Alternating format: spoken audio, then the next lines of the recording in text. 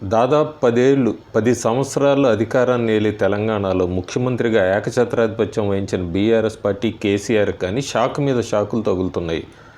లోక్సభ ఎన్నికలకి మరి కొద్ది నెలల సమయం ఉండగానే ఒక్కొక్కరు పార్టీని వీడుతున్నారు. ఆఖరికి బీఆర్ఎస్ పార్టీకి తెలంగాణలో లోక్సభకి పోటీ చేసే అభ్యర్థులు దొరుకుతారా అనేది కూడా అనుమానంగానే ఉంది ప్రస్తుత పరిస్థితుల్లో.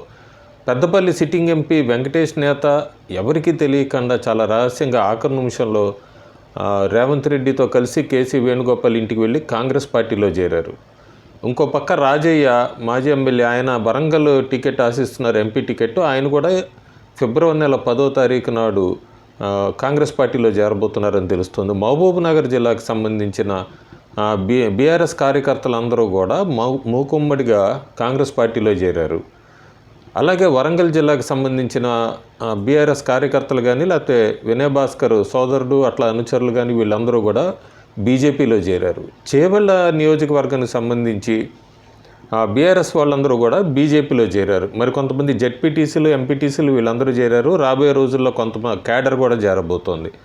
మెదక్ జిల్లాకు సంబంధించి మెదక్ జిల్లాలో కొంతమంది బీఆర్ఎస్ వైపు చూస్తున్నారు, కొంతమంది బీజేపీ వైపు చూస్తున్నారు. కరీంనగర్ జిల్లాలో బీఆర్ఎస్ అంతా కూడా ఖాళీ అవుతున్నట్టు కనబడుతుంది. చాలామంది కాంగ్రెస్ పార్టీ వైపు చూస్తున్నారు. ఆదిలాబాద్ జిల్లాలో బీఆర్ఎస్ వాళ్ళందరూ చాలా వరకు 50% పైన బీజేపీలో చేరిపోయారు.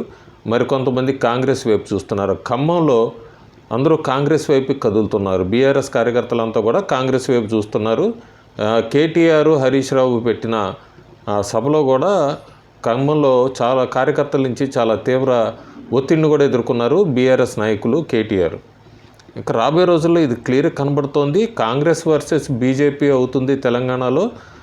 బీఆర్ఎస్కి మాత్రం రాబోయే కొన్ని నెలలు, సంవత్సరాలు గడ్డుకాలం అని చెప్పచ్చు. తెలంగాణలో బాలక సుమన్ లాంటి వాళ్ళ మీద కూడా కేసులు పెట్టడం మొదలుపెట్టారు. ఇదంతా కూడా గతంలో కేసీఆర్ ప్రభుత్వం చేసిందే. ఎమ్మెల్యేని లాక్కుంటాం కానీ లేకపోతే కేసులు బనాయించి ముఖ్య నాయకులను లోపల పెట్టింది. అదే ఇప్పుడు రేవంత్ రెడ్డి కాంగ్రెస్ ప్రభుత్వం కేసీఆర్ నేర్పిన విద్యనే అనుసరిస్తుంది తెలంగాణలో. ఏదైనా కూడా రాబోయే లోక్సభ ఎన్నికలకు మాత్రం క్లియర్గా చూడొచ్చు మనం. కాంగ్రెస్ వర్సెస్ బీజేపీ ఉంటుంది లోక్సభ పోటీ అయితే.